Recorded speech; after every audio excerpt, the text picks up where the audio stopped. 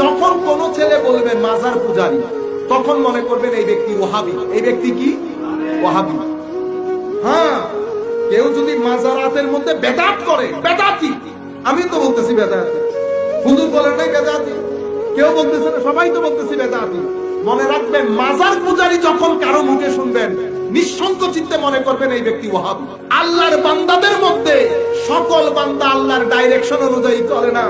কিছু বান্দা যারা আল্লাহর ডাইরেকশন অনুযায়ী চলে, যেখানে যেতে বলেছেন যায়, যা খেতে বলেছেন খায়, এই সমস্ত মানুষকে আমার আল্লাহ বান্দা থেকে বন্ধুতে গ্রহণ করে তাদেরকে কুল কায়নাতের সিনার জন্য শেফা হিসেবে কবুল করে। আপনার অন্তরের অসুখ হলে আল্লাহর এই ওলিদের কাছে গেলে অন্তরের কি হয়ে যায়? শেফা হয়ে যায়। ঠিক যেভাবে মধু পোকার মধু গ্রহণ করলে আমার আরোগ্য লাভ হয়। আমার আল্লাহ কি বলেছে? মধু পোকার জীবনের মধ্যে তোমাদের জন্য নিদর্শন রয়েছে।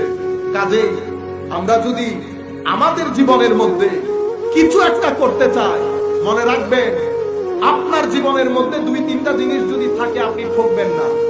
সততা, ন্যায়পরায়ণতা এবং স্ট্রাগল, এই 3টা জিনিস যদি আপনি ধারণ করতে পারবেন,